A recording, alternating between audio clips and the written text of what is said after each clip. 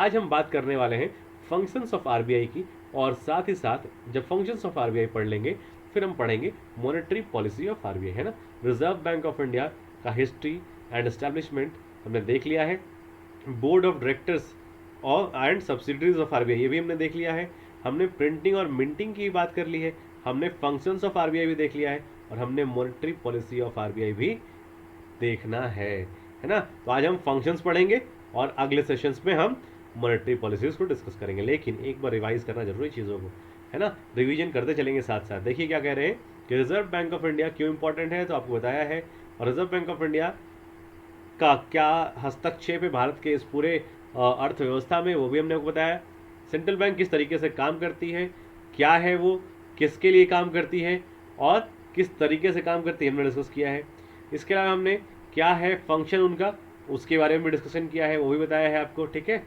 और इसके अलावा हमने और क्या बताया था आपको, तो हमने इसके अलावा बताया था आपको कि इंडिया में इस्टेब्लिशमेंट कब हुआ रिजर्व बैंक ऑफ इंडिया का, साथ ही कौन सी कमीशन थी जिसके कहने पे इसको जो है इस्टेब्लिश किया गया, रिपोर्ट कब आई थी, कैसी आई थी, आरबीआई जो इस्टेब्लिश किया गया था वो कितने शेयर कैपिटल के साथ किया गया था, ठीक है। शेयर कैपिटल जो है वो कितने रुपयों का था और कितने शेयर्स थे, ठीक है। टोटल कितने रुपए इकट्ठा किए गए थे, इसको बनाने के लिए कौन सा एक्ट बनाया गया था, इस एक्ट को जो है बनाने के लिए कौन सी बिल लाई गई थी, है ना, कब लाई गई थी, साथ में इसके अलावा हेडक्वार्टर कहाँ था, है ना। शुरुआत में कलकत्ता, फिर वहाँ से मुंबई कब शिफ्ट किया गया, ये सभी बातें हमने यहाँ पर डिस्कस करी हैं। इसके आगे हमने और क्या डिस्कस किया है, हमने डिस्कस किया है कब इस्टेब्लिश किया गया था रिजर्व बैंक ऑफ इंडिया को, नेशनलाइज कब किया था। इस्टेब्लिश तो हमने पढ़ा ही था, साथ साथ नेशनलाइजेशन कब हुई थी वो भी हमने बात की थी। रिजर्व बैंक ऑफ इंडिया के पास कितने हैं, 27 रीजनल ऑफिसर्स हैं और 4 सब ऑफिसर्स हैं, साथ ही साथ 6 ट्रेनिंग सेंटर्स हैं, है ना, ट्रेनिंग एस्टेब्लिशमेंट्स हैं। ये सब बातें भी हमने डिस्कस की थी कल। इसके अलावा हमने आपको कल जो नहीं दिखाया था वो था ये मैप, देख लीजिए।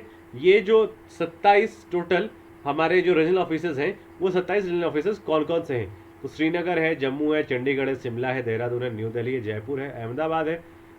यहाँ से चलते हैं मुंबई, हैदराबाद, पणजी, बेंगलुरु, कोच्चि, तिरुवनंतपुरम, चेन्नई, बेलापुर, नागपुर, रायपुर, भोपाल, लखनऊ, कानपुर, भुवनेश्वर, कोलकाता, रांची, पटना, शिलोंग, गुवाहाटी, इम्फाल, ऐजवाल, अगरतला, गैंगटॉक, देहरादून और शिमला, ठीक है, श्रीनगर। इतनी बातें हमने देखी हैं। इतने जगहों पर टोटल 27 रीजनल ऑफिसर्स हैं, आरओ हैं, साथ ही 4 सब ऑफिसर्स हैं।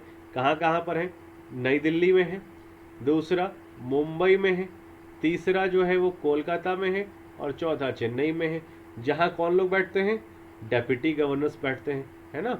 डेप्यूटी गवर्नर्स यहाँ बैठते हैं, यहाँ बैठते हैं, यहाँ बैठते हैं, है ना, और डेप्यूटी गवर्नर्स यहाँ बैठते हैं। सिंपल इतने ही लोग हैं भाई जो यहाँ पर ऑपरेट कर रहे हैं। चलिए late us proceed forward. Central bank के एग्जीक्यूटिव हेड जो है वो आरबीआई के, उन्हें हम कहते हैं गवर्नर, और उनको यूनियन गवर्नमेंट अपॉइंट करती है, अभी हमने डिस्कस किया था। साथ ही साथ हमने डिस्कस किया था कि 4 डेप्यूटी गवर्नर्स होते हैं जो कि गवर्नर के साथ साथ उनको सहयोग करने के लिए चुने जाते हैं, इनको भी यूनियन गवर्नमेंट सिलेक्ट करती है। इसके बाद हमने और क्या पढ़ा था, हमने पढ़ा था कि प्रेजेंट गवर्नर जो है उसमें शक्तिकांत दास साहब हैं। इनके बाद हमने पढ़ा था कि डेप्यूटी गवर्नर्स जो हैं फिलहाल वो बीपी कानूनगो साहब हैं, एम के जैन हैं, एम डी पात्रा हैं, और सबसे नए हैं एम राजेश्वर राव। अगर आपको ज़्यादा जानकारी चाहिए या आपको इसके जो है सटीक होने के ऊपर जो है विश्वास है या नहीं उसकी चर्चा करनी है, तो yes you could do that, कि आप जो है आरबीआई की वेबसाइट चेक कर सकते हैं। वहाँ पे आपको चीज़ें बिल्कुल आपको एकदम परफेक्ट मिलेंगी, और जो मैंने यहाँ पे बताया है वो सेम चीज़ें वहाँ पे आपको देखने को मिलेंगी। So proceed, let us proceed forward. अगले स्लाइड पे चलते हैं। हमने बताया था first governor, second governor, third governor, 15th governor, 23rd, 24th, 25 जो इंपॉर्टेंट लोग हैं उनके बारे में हमने चर्चा कर लिया था। साथ ही साथ हमने जो एक अकेली महिला डिप्टी गवर्नर रही हैं आज तक, गवर्नर या डिप्टी गवर्नर दोनों में से कोई एक महिला जो आज तक हुई है वो है केजे उदेशी, उनके बारे में भी हमने चर्चा की थी। अब आगे बढ़ जाते हैं और देख लेते हैं कि the total number of board members of RBI is 21। RBI के टोटल नंबर बोर्ड मेंबर्स कितने हैं, 21 हैं, विच इज एज फॉलोज। एक गवर्नर होते हैं, 4 डेप्यूटी गवर्नर होते हैं, दो फाइनेंस मिनिस्ट्री के रिप्रेजेंटेटिव्स होते हैं, जिसमें से एक फाइनेंस सेक्रेटरी होता है और दूसरा इकोनॉमिक अफेयर सेक्रेटरी होता है। साथ ही 10 गवर्नमेंट नॉमिनेटेड डायरेक्टर्स होते हैं और 4 लोकल बॉडीज डायरेक्टर्स होते हैं। टोटल मिलाए कितने हो गए? 21 हो गए। टोटल कितने हो गए? 21 हो गए। डू रिमेंबर द थिंग्स कि कितने मेंबर्स होते हैं टोटल? ओवरऑल 21 मेंबर्स होते हैं। आगे बात करें तो DICGC की बात कर रहे थे, ये सब्सिडरी है, ये पहली सब्सिडरी है आरबीआई की। ठीक है, आरबीआई की पहली सब्सिडरी है जो 15 जुलाई 1978 को बनाई गई थी। साथ ही साथ हेडक्वार्टर मुंबई में है और इसके एग्जीक्यूटिव डायरेक्टर श्री पम्मी विजय कुमार हैं। ये हमने डिस्कस किया था। इसके साथ साथ हमने डिस्कस किया था कि जो DICGC है वो क्या करती है, वो क्या इंश्योरेंस करती है, किस तरीके से इंश्योरेंस करती है, ये सारी बातें हमने आपको यहाँ पर बताई थी। इसके बाद हमने बात किया था कि DICGC जो है वो मैक्सिमम डिपॉजिट कितना तक इंश्योर करती है। इसके अलावा हमने बात किया था कि DICGC जो है वो प्रिंसिपल या जो है इंटरेस्ट, उन दोनों के ऊपर जो है उन दोनों को इंश्योर करती है या फिर केवल प्रिंसिपल या केवल इंटरेस्ट को करती है। तो हमने बताया था कि ये दोनों को इंश्योर करती है अप टू 5 लाख रुपीज़। इसके अलावा हमने बताया था आपको कि सेपरेटली इंश्योरेंस होता है, जितने ही बैंक्स होते हैं उन सब में अगर आपका 5-5 लाख रुपया है तो up to that 5 lakh rupees सबका अलग अलग सेपरेट इंश्योरेंस होता है। और साथ ही साथ बात करें तो कौन सी बैंक इंश्योरेंस के अंदर आती है, तो सारी बैंक जो प्राइमरी एग्रीकल्चर कोऑपरेटिव सोसाइटी हैं उनको छोड़ करके सारी की सारी बैंक कहाँ आती हैं, तो DICGC के अंदर में आती हैं। इसके अलावा बात करें तो दूसरी सब्सिडरी जो है वो BRBNMPL है। कौन है? BRBNMPL है और साथ ही इसका नाम भारतीय रिजर्व बैंक नोट मुद्रण प्राइवेट लिमिटेड है। 3 फरवरी 1995 को स्टैब्लिश किया गया था। साथ ही साथ ये जो है इसका रजिस्टर्ड और कॉर्पोरेट ऑफिस बेंगलुरु में है और श्री मानस रंजन मोहंती जो है वो इसके मैनेजिंग डायरेक्टर हैं। इसके अलावा हमने और क्या बात किया था, हमने बताया था इसकी हिस्ट्री के बारे में कि कहाँ से इसकी बात आती है, शुरुआत कहाँ से हुआ, शुरुआत के बाद ये धीरे धीरे कैसे आगे बढ़ा, कैसे कैसे यहाँ पर मैसूर और सालबनी में BRBNMPL के तहत 2 प्रोजेक्ट 2 प्रेसेस लगाने की बात हुई, कैसे शुरुआत किया गया गवर्नमेंट ऑफ इंडिया के द्वारा और बाद में इसे रिजर्व बैंक ऑफ इंडिया को सौंप दिया गया। ये सब बातें हमने यहाँ पे की थी। इसके अलावा जो है ये कब इनकॉर्पोरेशन होती है BRBNMPL की और कब इसे कंपनीज एक्ट के तहत शामिल किया जाता है, कब इसे पब्लिक कंपनी बनाया जाता है और कब इसे वापस से प्राइवेट कंपनी बना दिया जाता है, प्राइवेट लिमिटेड कंपनी बना दिया जाता है, ये भी हमने चर्चा की थी। इसके अलावा हमने बताया था कि 7 लाइन्स ऑफ प्रोडक्शन है कहाँ पे, मैसूर में, और 8 लाइन्स ऑफ प्रोडक्शन है कहाँ पर, सालबोनी में। ये हमने बताया था आपको। ये सब बातें बताने के बाद हम आगे बढ़ गए थे और हमने तीसरी सब्सिडरी यानी कि रिबिट के बारे में बात किया था। तीसरी सब्सिडरी जो है रिबिट, उसके बारे में बताया था आपको कि reserve bank of India information technology private limited जो है 2016 में स्टैब्लिश की गई थी और नई मुंबई में काम करती है। मिस्टर किरण गार्निक जो है वो इसके चेयरमैन है और इसका काम है बेसिकली आरबीआई को IT की सुविधा प्रदान करना और इसके बारे में क्या क्या सुविधाएं देती है ये सब ने हमने यहाँ पर 5 पॉइंट्स में डिस्कस किए थे, क्या क्या मोटिव है इसका। इसके अलावा बात करें तो यहाँ पे सब्सिडरीज ऑफ आरबीआई की सब्सिडरीज के बारे में हमने बात किया था।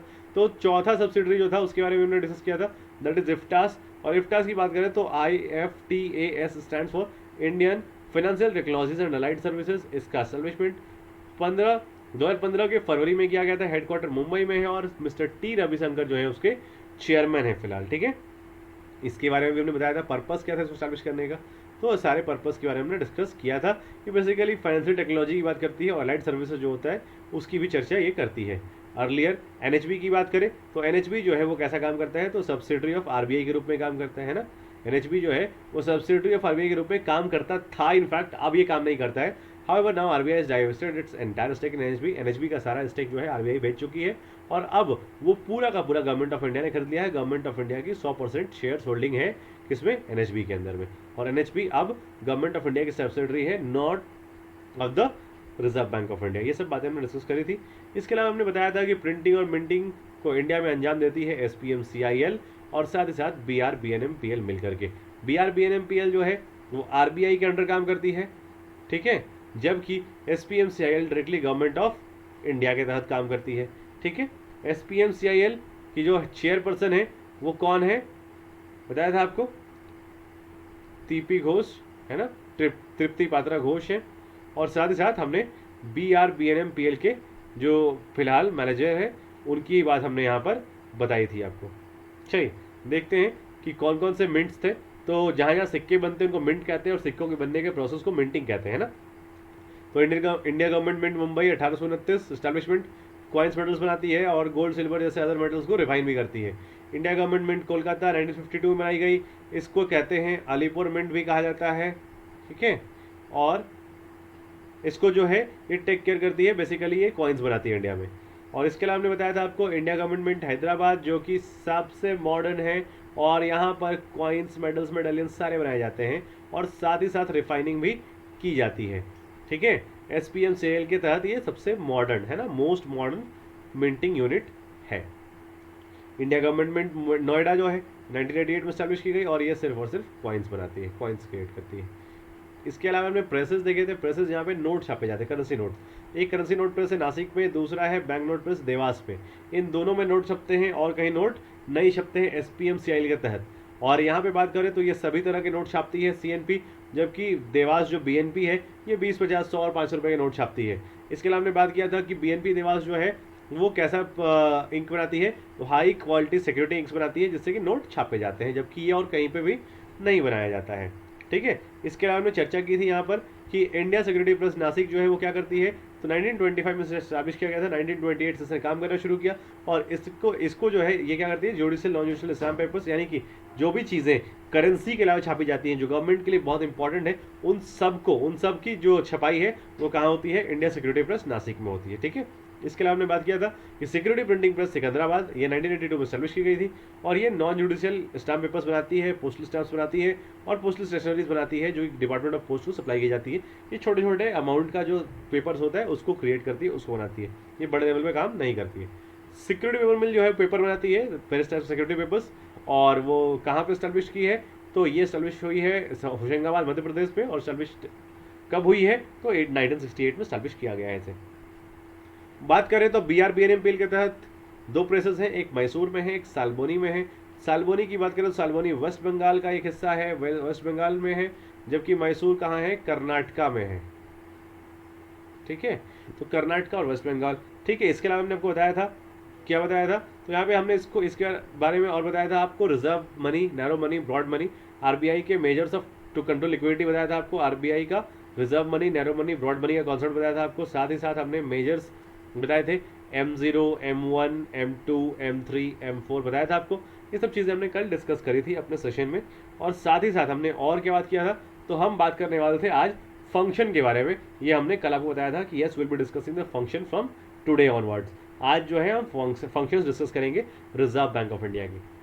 हमने अब जान लिया है कि रिजर्व बैंक ऑफ इंडिया क्या है, क्या करती है, कैसे करती है, क्या उसका एस्टैब्लिशमेंट कैसे हुआ, हिस्ट्री क्या थी, इवोल्यूशन कैसे हुआ, क्या चीज़ें थी, किन लोगों ने कहा कि इवोल्यूशन होना चाहिए, किन लोगों ने कहा बनना चाहिए, सब बात हो गई।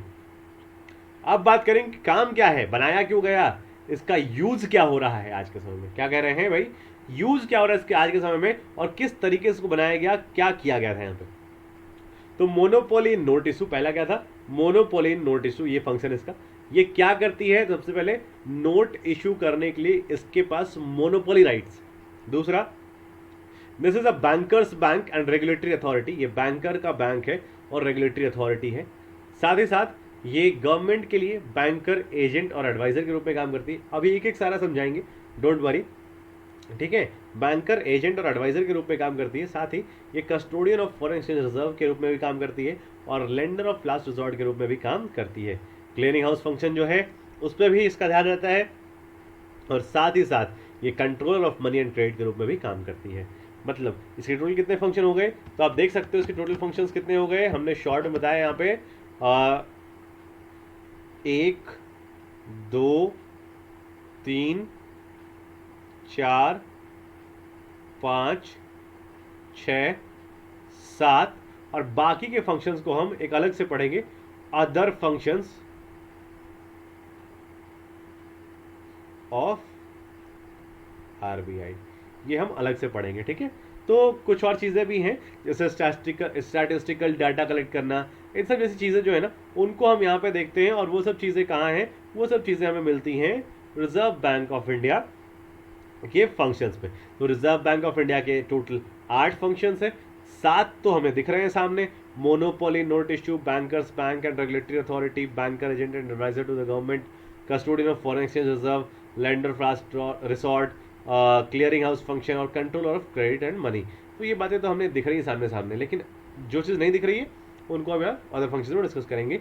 और अब चलते हैं एक एक करके डिस्कस करते हैं क्या क्या चीज़ें यहाँ पर हैं। क्या है मोनोपोली नोट इशू, क्या है bankers bank and regulatory authority, क्या है banker agent and adviser to the government वाला फंक्शन, क्या है custodian of foreign exchange reserve का फंक्शन, क्या है लेंडर ऑफ लास्ट का फंक्शन, और क्या है क्लियरिंग हाउस का फंक्शन। साथ ही साथ कैसे कंट्रोल करती है आरबीआई मनी और क्रेडिट को। ठीक है, तो चलिए लेट्स प्रोसीड फॉरवर्ड और देखते हैं क्या चीज़ें हैं। तो हम देखेंगे यहाँ पे monopoly note issue. Note issue में क्या है, इनका मोनोपोली होता है। समझिएगा बात को क्या कहा जा रहा है यहाँ पे, वो काफ़ी इंपॉर्टेंट सुनना आपके लिए कि the reserve bank has a monopoly for printing the currency notes in the country. किसी भी कंट्री में करेंसी नोट्स बनाने के लिए, प्रिंट करने के लिए केवल और केवल सिर्फ और सिर्फ अधिकार किसके पास है, रिजर्व बैंक ऑफ इंडिया के पास है, किसी और के पास अधिकार नहीं है। फिर से कह रहे हैं, क्या कह रहे हैं आपको, सुनिएगा ध्यान से कि reserve bank of India has a monopoly of printing the currency notes in the country, कि जो रिजर्व बैंक ऑफ इंडिया है केवल उसी के पास नोट छापने का अधिकार है। क्या है, नोट छापने का अधिकार है। पूरे भारत देश में किसी और के पास कोई नोट छापने का अधिकार नहीं है। दूसरी बात, it has a sole right to issue currency notes of various denominations except 1 rupee note. क्या कह रहे हैं कि आरबीआई के पास सोल राइट है, अकेला राइट है, एक्सक्लूसिव राइट है, वो जितने रुपए के चाहे उतने रुपए के नोट को छाप सकती है। जो जो इंडिया में लीगल टेंडर्स है वो सारे नोट्स यहाँ पर छाप सकती है, केवल 1 रुपए का नोट को छोड़ करके। 1 रुपए का नोट जो है वो छापने का अधिकार रिजर्व बैंक ऑफ इंडिया को नहीं बल्कि मिनिस्ट्री ऑफ फाइनेंस को है। रीजन है, ऑब्वियस सी बात है, गवर्नमेंट जो है वेलफेयर के लिए काम कर सकती है, लेकिन आरबीआई का मोटिव प्रॉफिट होता है। तो आरबीआई जो प्रॉफिट मोटिव से काम करती है, तो अगर वो 1 रुपए के नोट बनाती है ना, तो बनाने का खर्चा उसके जो है वैल्यू से ज़्यादा आ जाता है। तो उस कंडीशन में वो 1 रुपए के नोट छापना नहीं चाहती है, नहीं छापती है। तो कौन छापता है भाई, तो वो नोट छापने का अधिकार मिनिस्ट्री ऑफ फाइनेंस के पास। अब कहते हैं the reserve bank of India has adopted the minimum reserve system. Reserve bank of India के पास फिलहाल कौन सा सिस्टम है, तो उसके पास मिनिमम रिजर्व सिस्टम है, जिसके तहत ये इशू या प्रिंट करते हैं करेंसी नोट्स को। कौन सा सिस्टम को यूज़ करते हैं, एक समय में गोल्ड स्टैंडर्ड यूज़ होता था, उसके अलावा कई और सिस्टम्स यूज़ होते थे। तो उस तरीके से उन सिस्टम्स को अब छोड़ दिया गया है और अब मिनिमम रिजर्व सिस्टम जो है वो रखा गया, यूज़ किया गया है, और अब इसके बेसिस पर करेंसी नोट्स छापे जाते हैं। करेंसी नोट्स छापने के लिए क्या कहा गया है कि since 1957 it maintains gold and foreign exchange reserves of rupees 200 crore. कि गवर्नमेंट ऑफ इंडिया जो उसने जो रूल बनाया है उसके अनुसार रिजर्व बैंक ऑफ इंडिया को क्या करना पड़ता है, 1957 के बाद से मेंटेन करना पड़ता है गोल्ड और फॉरेन एक्सचेंज रिजर्व्स 200 करोड़ रुपए का, जिसमें से एटलीस्ट 115 करोड़ रुपए जो है वो गोल्ड के रूप में अपने पास रिजर्व बैंक ऑफ इंडिया को रखने पड़ते हैं, और रिमेनिंग जो अमाउंट है लगभग 85 करोड़ रुपीस वो फॉरेन करेंसीज में मेंटेन करना पड़ता है। समझ रहे हो बात को। तो रिजर्व बैंक ऑफ इंडिया जो है वो मिनिमम रिजर्व सिस्टम के तहत नोटों को छापने का काम करती है, करेंसी नोट छापती है, और रिजर्व बैंक ऑफ इंडिया को एक कंडीशन है कि वो कम से कम मिनिमम रिजर्व में 200 करोड़ रुपए उसे अपने पास रखने पड़ते हैं। 200 करोड़ रुपए में से 115 करोड़ रुपए का कम से कम आपको गोल्ड रखना पड़ता है, और साथ ही साथ 85 करोड़ रुपीस का मिनिमम जो है फॉरेन करेंसी मेंटेन करना पड़ता है, तभी जाकर के वो नोट प्रिंट कर सकती है। क्लियर है बात। चलिए देखते हैं, banker agent and adviser to the government. ये गवर्नमेंट के लिए कैसा काम करती है, बैंकर एजेंट और एडवाइजर के रूप में काम करती है। तो कहते हैं कि the second important function of reserve bank of India is to act as the banker. Banker समझते हो बात को, जिस तरीके से हम और आप अपना पैसा बैंकों में डिपॉजिट करवाते हैं और वहां से लोन्स या ग्रांट्स लेते हैं, उसी प्रकार से बैंक जो है, रिजर्व बैंक ऑफ इंडिया जो है, वो हमारी सरकार के लिए, चाहे वो सेंट्रल गवर्नमेंट हो चाहे वो स्टेट गवर्नमेंट हो, उन दोनों के लिए एज अ बैंकर काम करती है। मतलब उन दोनों का अकाउंट कौन मेंटेन करता है, उन दोनों का account reserve bank of India maintain करती है, चाहे वो यूनियन गवर्नमेंट रही हो चाहे वो स्टेट गवर्नमेंट रही हो। इन दोनों के लिए एज अ बैंकर कौन काम करता है, तो रिजर्व बैंक ऑफ इंडिया काम करती है। तो सबसे पहला फंक्शन आपने देखा यहाँ पे इस वाले फंक्शन में कि it acts as a banker to the government. It acts as a banker to the government, की बैंकर के रूप में काम करती है। बैंकर क्या होता है, तो बैंकर होता है वो व्यक्ति जो आपके लिए आपके अकाउंट्स को मेंटेन करने का, या वो इंस्टीट्यूशन जो आपके लिए आपके अकाउंट्स को, आपके डिपॉजिट्स को, आपके सेविंग्स को, आपके इन्वेस्टमेंट्स को, आपके लोन्स को मैनेज करता हो, उसे हम आपका बैंकर के रूप में जानते हैं। और रिजर्व बैंक ऑफ इंडिया भी इसी परिप्रेक्ष्य में, इसी तरीके से क्या करती है कि तो रिजर्व बैंक ऑफ इंडिया भी काम करती है as a banker to the government. That is what either the union government is concerned or the state government is concerned. Both of these have RBI as their bankers. साथ ही साथ बात करें तो क्या कह रहा है यहाँ पे कि it performs all the banking functions. देखिएगा यहाँ पे क्या लिख रहा है कि it performs all the banking functions of the state and central government both. इन दोनों के लिए सारे के सारे बैंकिंग फंक्शंस को परफॉर्म करती है. और it also tenders useful advice to the government of India. ये गवर्नमेंट ऑफ इंडिया को फिजिकल पॉलिसीज़ बनाने के लिए या मॉनेटरी पॉलिसीज़ बना करके क्या करती है, एडवाइस भी करती है. यानी गवर्नमेंट को कैसे काम करना चाहिए, अर्थव्यवस्था कैसे सुधरेगी, अर्थव्यवस्था को कैसे सुधारा जा सकता है, अर्थव्यवस्था में कैसे काम किया जा सकता है, इन सभी चीज़ों के बारे में कौन बताता है, तो रिजर्व बैंक ऑफ इंडिया जो है वो बताती है.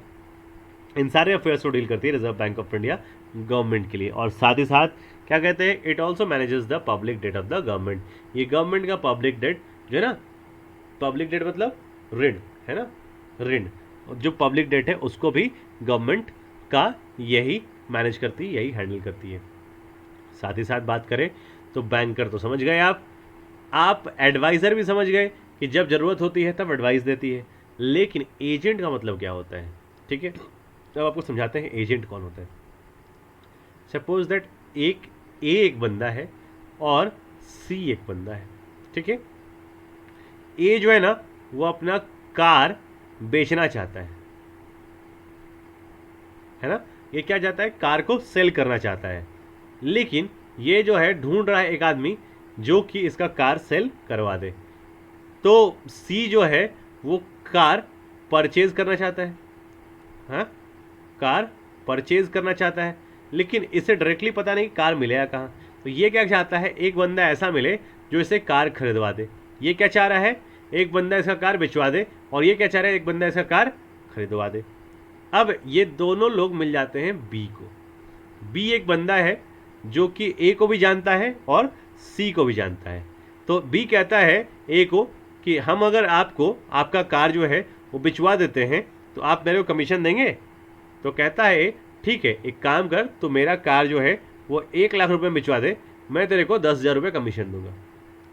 तो अब क्या है, ये इसने क्या किया, इस कार की जिम्मेदारी किसको दे दी, बी को दे दी. बी ने बोला ठीक है 1 लाख रुपए में बिचवाऊंगा, 10,000 मेरे. इसने कहा, सी को पूछा कार खरीदना है, बोला हाँ खरीदना है. तो सी ने कहा कि कार खरीदना है, बी ने कहा चल ठीक है, तेरे को ना सस्ते में दिलवा दूंगा, 1 लाख रुपए में तेरे को कार दिलवा दूंगा, तो मेरे को 5,000 देगा. तो उसने कहा भाई ऐसा है, चल तेरे को 5,000 दिया, तू मेरे को 1 लाख रुपए में कार खरीदवा दे. अब इसने क्या किया, ए से कार, ए की कार जो है वो बी को दिखा दी, बी को पसंद आ गई कार. अब जो है ए तो वहाँ गया नहीं मिलने के लिए, और सी जो है ए से मिलने के लिए आया नहीं. लेकिन ए के बिहाफ में ये काम किसने किया, बेचने का काम, बेचने बिचवाने का काम किसने किया, बी ने किया, सी से, है ना.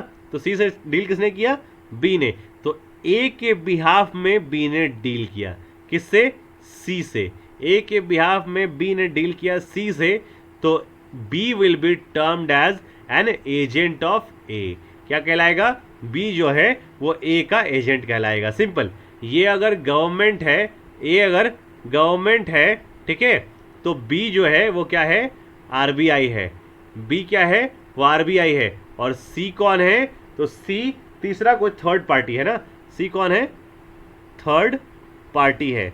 तो आप देखेंगे कि गवर्नमेंट और थर्ड पार्टी के बीच में जो है एक ब्रिज की तरह कौन काम करता है, reserve bank of India. So reserve bank of India also acts as an agent to the government of India. Simple है क्या, बहुत सिंपल है ना. तो रिजर्व बैंक ऑफ इंडिया जो है वो गवर्नमेंट ऑफ इंडिया के लिए कैसे काम करती है, एक एजेंट के रूप में काम करती है. कैसे काम करती है, एक एजेंट के रूप में काम करती है. ठीक है, चलिए ये बात आप समझ गए होंगे मेरे ख्याल से. तो reserve bank of India acts as a banker, as an agent and as an adviser to the government of India. Simple है, क्लियर है, समझ में आ गया होगा मेरे ख्याल से. चलिए आगे बढ़ते हैं और अगली वाली जो इसकी फंक्शन है उसको देख लेते हैं. Bankers bank and regulatory authority.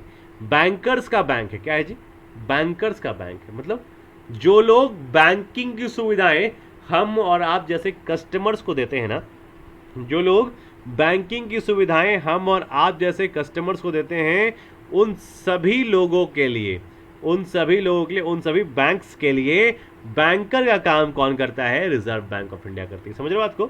कि the reserve bank of India performs the same function for the commercial banks as the other banks ordinarily perform for their customers, as the commercial banks perform their function towards their customers। मतलब हम और आप जाते हैं तो deposit करते हैं, withdrawal करते हैं, ठीक है, हम लोन लेते हैं, रिपे करते हैं। तो ये सब चीज़ें हम किसके पास करते हैं? कमर्शियल बैंक के पास करते हैं। जो कमर्शियल बैंक है जिसके पास हम जाते हैं, जहाँ पे हमने अपना अकाउंट खुलवा रखा है। क्या हमने कभी, आपने सुना है किसी ने अपना अकाउंट रिजर्व बैंक में खुलवा रखा हो? है कोई ऐसा व्यक्ति जो अपना अकाउंट रिजर्व बैंक में खुलवा कर आया हो? नहीं, पॉसिबल नहीं है, क्योंकि आरबीआई जो है ना, वो किसी आदमी के साथ, किसी पार्टिकुलर बंदे के साथ, किसी पार्टिकुलर आदमी के साथ काम नहीं करती है, किसी पार्टिकुलर आदमी के साथ काम नहीं करती है ना, उनके लिए वो अकाउंट नहीं खोलती है। तो सर किसके लिए खोलती है? ये कमर्शियल बैंक्स के लिए और गवर्नमेंट्स के लिए काम करती है। जो कमर्शियल बैंक्स है ना, उनके लिए as a banker reserve bank of India काम करती है। साथ ही साथ जो हमारे देश की सरकारें हैं, चाहे वो कैसी हो, चाहे वो स्टेट की सरकार हो, चाहे वो सेंटर की सरकार हो, चाहे वो यूनियन गवर्नमेंट हो, चाहे वो स्टेट गवर्नमेंट हो, उन सब के लिए एज अ बैंकर वो काम करती है। साथ ही साथ इस देश के जितने भी कमर्शियल बैंक्स हैं, उन सब के लिए भी ये बैंकर की भूमिका निभाती है। सिंपल है, तो देखिएगा यहाँ पे। और साथ ही साथ RBI lends money to all the commercial banks of the country. RBI जो है वो भारत के सभी कमर्शियल बैंक्स को लोन भी एक्सटेंड करती है, लोन भी देती है आवश्यकता पड़ने पर, और समय पड़ने पे उनका एक्सेस मनी भी अपने पास जमा रखती है। क्लियर है बात? लोन देगी तो इंटरेस्ट लेगी, है ना, और अगर जमा रखेगी अपने पास तो इंटरेस्ट देगी। सिंपल। सारी चीजें वैसी ही हैं जैसा हमारे और आपके साथ कॉमर्शियल बैंक्स परफॉर्म करती है। सिंपल उसी तरीके से रिजर्व बैंक ऑफ इंडिया भी बाकी कमर्शियल बैंक्स और साथ साथ उसके जो कस्टमर्स है, जैसे कि स्टेट गवर्नमेंट और सेंट्रल गवर्नमेंट, उनके लिए भी परफॉर्म करती है। सिंपल है क्या? सिंपल है ना? चलिए, इसके अलावा ना एक बात नहीं बताया आपको। क्या बताया? नहीं, रेगुलेटरी अथॉरिटी। ये क्या कहलाता है ना, एक बार समझिएगा कि जिस तरीके से हमारे और आपके जीवन में हमारे पिता का रोल है, उस तरीके से बैंकों के जीवन में रिजर्व बैंक ऑफ इंडिया का रोल है। जैसे जो भी डिसीजंस लेने होते हैं, वो सारे के सारे डिसीजंस कौन लेता है? तो सारे के सारे डिसीजंस जो है वो हमारे जीवन में जिस तरीके से शुरुआत से पिता लेते आते हैं और पिता लेते हैं, उसी तरीके से रिजर्व बैंक ऑफ इंडिया जो है वो भी सारे डिसीजंस बैंक को लेकर के उनके संदर्भ में लिया करती है। सिंपल। तो reserve bank of India is basically the regulatory authority which regulates the whole of the system of the banking in the country. Simple. जो क्या कह रहे हैं वापस सुनिएगा कि reserve bank of India is the regulatory authority which regulates the banking system of a country. Simple. तो जो भी हमारे देश का बैंकिंग सिस्टम है, क्या कह रहे हैं? Banking system of a country is regulated by the central bank of that country। Simple है, तो क्लियर है। चलिए, लेट अस प्रोसीड फॉरवर्ड और कुछ और चीज़ें देख लेते हैं। Custodian of foreign exchange reserve, क्या कह रहे हैं? Custodian of foreign exchange reserve for the purpose of keeping the foreign exchange rates stable, है ना। Custodian of foreign exchange reserve आपने यहाँ पे देखा होगा, अभी हमने आपको दिखाया था यहाँ पे क्या था। तो custodian of foreign exchange reserve, हमने यहाँ पे ये वाला पॉइंट देख लिया, हमने यहाँ पे ये वाला पॉइंट देख लिया, हमने यहाँ पर ये वाला पॉइंट देख लिया, हमने अभी यहाँ पे ये वाला देखना है, custodian of foreign exchange reserve. तो अभी इसकी बात कर रहे हैं, ठीक है। Custodian of foreign exchange reserve, देखिएगा यहाँ पे कि custodian of foreign exchange reserve का मतलब क्या है कि for the purpose of keeping the foreign exchange rates stable the reserve bank buys and sells foreign currencies. क्या कह रहे हैं कि for the purpose of keeping the foreign exchange rates stable, the Reserve Bank buys and sells the foreign currencies and also protects the country's foreign exchange funds. RBI sells the foreign currency in the foreign exchange market when its supply decreases in the economy and vice versa. क्या कह रहे हैं? Currently, India has a foreign exchange reserve of around 487 billion US dollar. ये अभी तक का सबसे highest point है जब इंडिया ने अचीव करा है. हमने क्या कहा है यहाँ पर 487 बिलियन, एक बहुत बड़ा अमाउंट होता है, 487 बिलियन US डॉलर ये इंडिया का फॉरेन एक्सचेंज रिजर्व है फिलहाल. क्या कह रहे हैं? For the purpose of keeping the foreign exchange rates stable. Foreign exchange rates जो है उनको स्टेबल रखने के लिए रिजर्व बैंक क्या करती है? बाई और सेल करती, खरीदती और बेचती है. बाई और सेल करती है यानी खरीदती और बेचती है फॉरेन करेंसीज को, ठीक है. And also protects the country's foreign exchange funds, ठीक है. क्या करती है ये? तो also protects the country's foreign exchange funds, ठीक है. और RBI sells the foreign currency in the foreign exchange market. क्या कह रही है कि आरबीआई जो है वो सेल करती है फॉरेन करेंसी को फॉरेन एक्सचेंज मार्केट में व्हेन इट्स सप्लाई डिक्रीज, जब उसकी सप्लाई जो है वो डिक्रीज कर जाती है इन द इकोनॉमी, है ना. और वाइस वर्सा, इसका उल्टा भी सही है क्योंकि जब इंक्रीज कर जाती है तो खरीदती भी. और इंडिया जो है फॉरेन एक्सचेंज रिजर्व जो है इंडिया के पास फिलहाल US डॉलर 487 बिलियन अवेलेबल है, ठीक है. तो do remember this things, this is very important. अभी बात करें तो अब आता है अगला point, that is what? Lender of last resort. Lender of last resort का मतलब है the scheduled banks can borrow from reserve bank on the basis of eligible securities. सुनिएगा क्या कहते हैं कि जो शेड्यूल्ड बैंक्स है ना, शेड्यूल्ड बैंक्स में सारे बैंक्स आते हैं जो भी reserve bank of India act 1934 के शेड्यूल 2 में रजिस्टर्ड है. उन सभी बैंक्स को हम शेड्यूल्ड बैंक्स कहते हैं. तो शेड्यूल्ड बैंक्स जो होते हैं ना, they can borrow the reserve bank borrow from the reserve bank on the basis of eligible securities. अगर उनके पास सिक्योरिटीज़ है ना तो उन सिक्योरिटीज़ को दांव पर लगाकर, मतलब उनको मॉर्गेज के रूप में रख करके वो वहाँ से रिडिस्काउंट करवा सकते हैं बिल्स ऑफ एक्सचेंज को और पैसा बोरो कर सकते हैं. सिंपल. अब बिल्स ऑफ एक्सचेंज क्या होता है? बहुत बड़ा मुद्दा है कि सर बिल्स ऑफ एक्सचेंज बताया नहीं आपने. बिल्स ऑफ एक्सचेंज होता क्या है? तो जब आप पैसे का लेन देन जो है वो किसी कागज़ की लिखी हुई एक पत्री के बिनाम पे कर लेते हैं. जैसे कि मान लो कि आपने एक कागज़ लिया, उस कागज़ पे लिख दिया कि जो पेई है और जो पेयर है ना, तो उन लोगों ने जो पैसा देना और लेने का बात हुआ है उसकी चर्चा अगर एक बिल पे कर दी जाए कि भाई मैं आपको इतने रुपए इस अकाउंट से इतने तारीख को आपके इस अकाउंट में ट्रांसफ़र कर दूंगा या आप कलेक्ट कर लीजिएगा, और सिग्नेचर कर दिया जाए एक निश्चित डेट टाइम डाल करके, तो उसे हम बिल ऑफ एक्सचेंज का नाम देते हैं. और ये बिल ऑफ एक्सचेंज को डिस्काउंट करवाना आसान होता है बैंकों के लिए. क्या कह रहे हैं आपको समझिएगा कि जब बैंक्स के पास कोई बिल ऑफ एक्सचेंज जाता है तो उस कंडीशन में बैंक क्या करती है? बैंक उसे डिस्काउंट कर देती है. मतलब जिस व्यक्ति को, मान लो सपोज दैट एक व्यक्ति है जिसको किसी और ने 25 तारीख को, यानी कि 25 जो है नवंबर को कुछ पैसे देने हैं, 25 नवंबर को कुछ पैसे देने हैं. उसने कहा कि ठीक है आप मुझे 25 तारीख को पैसे दे देना, लेकिन आप लिख के दे दो कि आप 25 तारीख को पैसे दे दोगे, ठीक है.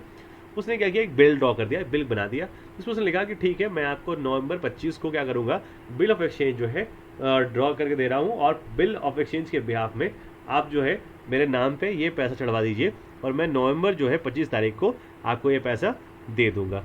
तो ये आदमी क्या करता है? उससे वो बिल ले लेता है, उससे वो कागज़ ले लेता है जिसमें उसने लिख के दिया है, और उस कागज़ को लेकर चला जाता है बैंक में जाकर कहता है कि एक आदमी है, वो ऐसा है, वो उसका अकाउंट आपके पास है, सैलरी अकाउंट आती है या कोई अकाउंट है, और वो आदमी जो उसने कहा है कि आपके पास आकर के मैं डिस्काउंट करवा लूँ बिल, और आपको जो है वो 25 तारीख को, महीने की 25 तारीख को, यानी नवंबर की 25 तारीख को जो है आपको वो पैसा दे देगा.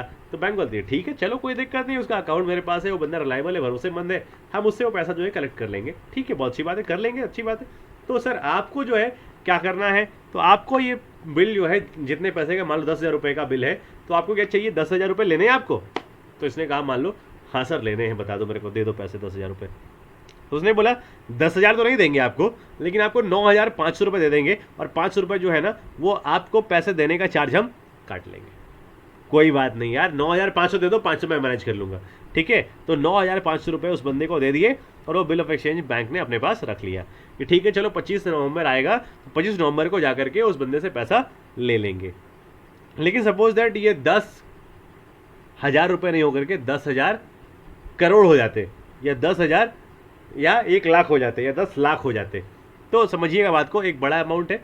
तो अब क्या है, मान लो बैंक को आवश्यकता पड़ गई है, तो वो क्या करेगी, इसी बिल को, क्योंकि 25 नवंबर तो आया नहीं है, उससे पहले ही अगर इसको आवश्यकता पड़ जाए उस पैसे की, तो वो बैंक क्या करेगी, सेम बिल को लेकर चली जाएगी किसके पास, bank, reserve bank of India के पास, और बोलेगी कि भाई ये जो है पैसा है, ये मैंने ना डिस्काउंट कर दिया एक बंदे को, उसको पैसा दे दिया, अब मैं ये आपके पास लेके आया हूँ, मेरे को आवश्यकता है अभी पैसे की, एक काम करो आप मुझे पैसे दे दो, और बिल ऑफ डिस्काउंट जो बिल ऑफ एक्सचेंज जो है वो आप रख लो, और जिस दिन पैसा आएगा ना उस दिन आप ये पैसे रख लेना डायरेक्टली लेकर के, ठीक है। यानी 25 नवंबर को जो पैसा आने वाला है उस दिन ये पैसे आपके हो जाएंगे। तो आरबीआई कहता है चलो ठीक है, पैसे तो मैं ले ही लूंगा उससे, एक काम करता हूँ, आपको क्या करता हूँ, मैं यहाँ से पैसे दे देता हूँ। तो बोला कि भाई 10,000 रुपये का बिल है, इसके ऊपर में ना रीडिस्काउंटिंग चार्ज लगेगा आपका, इंटरेस्ट रेट देना पड़ेगा आपको, तो जितना रुपये का इंटरेस्ट रेट होगा उसे बैंक रेट कहते हैं, तो उस बैंक रेट पे या उस इंटरेस्ट रेट पे आप इंटरेस्ट का पेमेंट कर दो, मैं आपको जो है उतने रुपए का बिल यहाँ से डिस्काउंट कर देता हूँ, सिंपल है। तो यही होता है।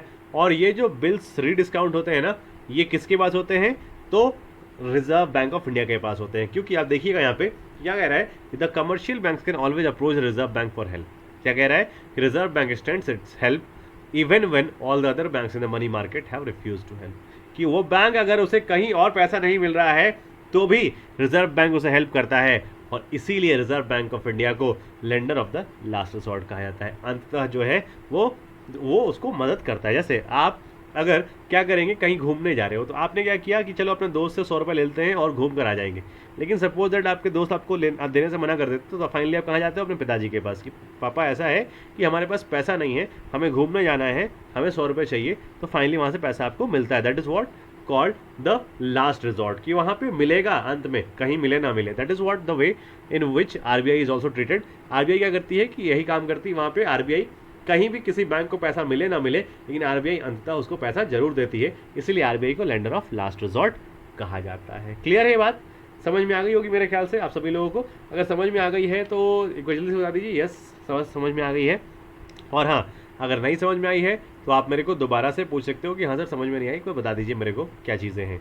चलिए कोई बात नहीं, देखते हैं आगे। एक और फंक्शन है यहाँ पे आरबीआई का, that is what termed as clearing house function. क्या कहलाता है, क्लियरिंग हाउस फंक्शन कहलाता है। और क्लियरिंग हाउस फंक्शन की बात करें तो क्लियरिंग हाउस फंक्शन में रिजर्व बैंक ऑफ इंडिया क्या काम करती है, तो क्या कह रहे हैं कि इंडिया में क्या होता है कि in India the reserve bank of India acts as the clearing house for scheduled banks. जितने भी शेड्यूल्ड बैंक्स हैं ना, जिनको जो आरबीआई के भरोसे बैठते हैं भाई, तो उनके लिए क्या करती है, क्लियरिंग हाउस फंक्शन करती है, which have statutory accounts with it. जो स्टैट्यूटरी अकाउंट है, लीगल अकाउंट्स है, स्टैट्यूटरी मतलब लीगल अकाउंट्स, जो भी बैंक्स अपना मेंटेन करती है रिजर्व बैंक ऑफ इंडिया के साथ, उनके लिए रिजर्व बैंक ऑफ इंडिया ये क्लियरिंग हाउस फंक्शन परफॉर्म करती है। इसमें क्या होता है कि through this function the reserve bank of India enables the banks to settle their transactions among various banks easily and economically। कम से कम चार्जेस पर एक बैंक से दूसरे बैंक का जो भी अमाउंट का सेटलमेंट होता है उसको फुलफिल कर देती है ये क्लियरिंग हाउस फंक्शन के तहत reserve bank of India. Simple है।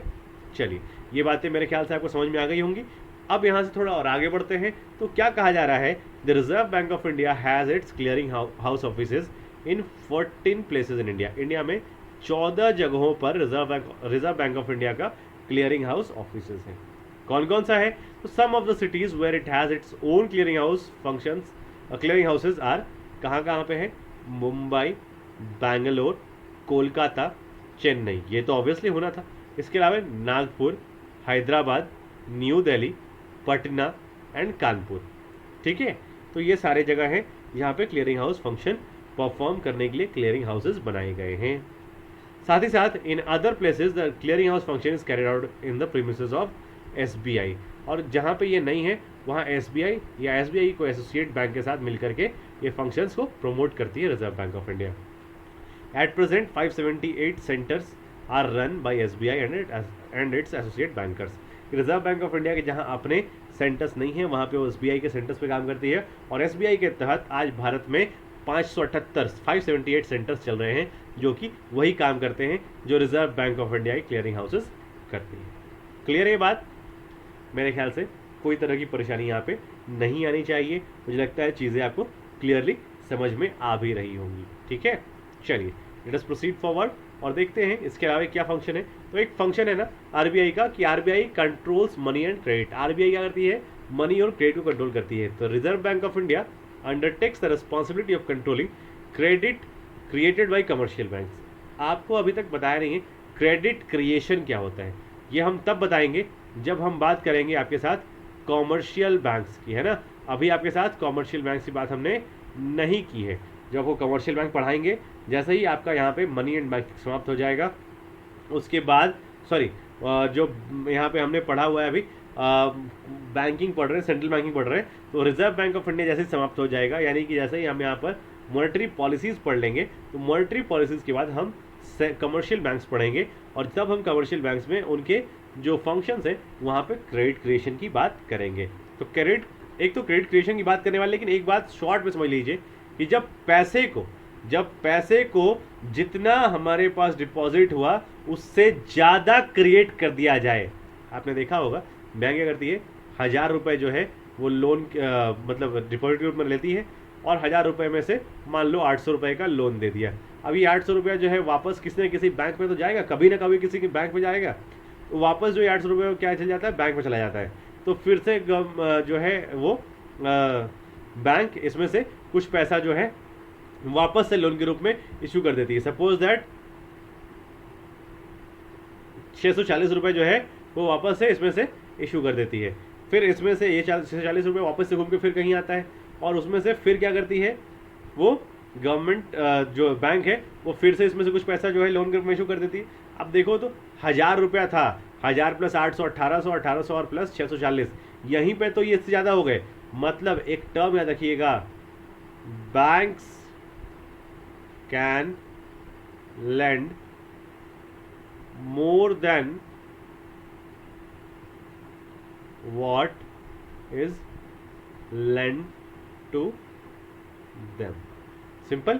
तो रिजर्व बैंक ऑफ इंडिया इसी बात को कंट्रोल करती है कि एक तो बैंक क्या कर सकते हैं, पैसा क्रिएट कर सकते हैं, भाई कितना क्रिएट करे और कितना ना करे, इसके ऊपर भी तो एक चेक रखना पड़ेगा ना, कंट्रोल करना पड़ेगा ना। तो वो चेक रखने के लिए, वो कंट्रोल करने के लिए आरबीआई काम करती है और उसका ये फंक्शन जो इसको चेक करने के लिए होता है वो क्या कहलाता है, controlling of money and credit.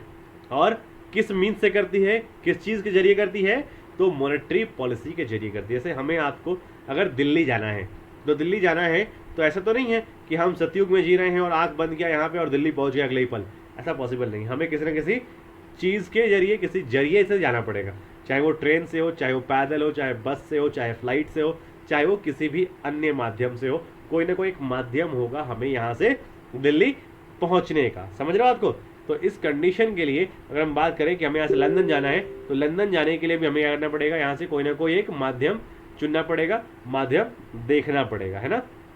समझिएगा इस बात को कि जो कमर्शियल बैंक है वो क्रेडिट कंट्रोल करती है, क्रिएट करती है, उसको कंट्रोल करने के लिए आरबीआई जो है वो monetary and credit control policies use करती है। तो आरबीआई जो है uses 2 methods to control the extra flow of money in the economy, और इसके लिए वो 2 मेथड्स यूज करती है। These methods are quantitative and qualitative techniques, है ना, quantitative and qualitative techniques which are combinedly known as monetary policies. क्या कहलाता है, monetary policies to control and regulate the credit flow in the country. Credit flow control करने के लिए वो quantitative और क्वालिटेटिव टेक्निक्स यूज करती है, जो कि एक साथ मिलाकर मॉनेटरी पॉलिसी कहलाता है। अब बात करें तो when RBI observes that the economy has sufficient money supply, और आरबीआई देखती है कि इकोनॉमी में जो मनी सप्लाई है वो सफिशिएंट है, तो वो उसको वहाँ पे रोकने का प्रयास करती है ना, ताकि वो जो है इन्फ्लेशनरी सिचुएशन कॉज ना हो जाए। और जब देखती है कि वो मनी सप्लाई टाइट हो जाता है, तो वो क्या करती है, उसको थोड़ा ढीला छोड़ देती है और मॉनेटरी पॉलिसी को कमज़ोर करती है, ताकि वो जो है मनी का जो अमाउंट है वो मार्केट में बढ़ सके। इससे क्या होगा, मार्केट में मनी ज़्यादा होगा, वो सफिशिएंट मनी लोगों के पास होगा और वो सेल परचेज आसानी से कर पाएंगे। सिंपल है, चीज़ समझ में आ रही होगी मेरे ख्याल से।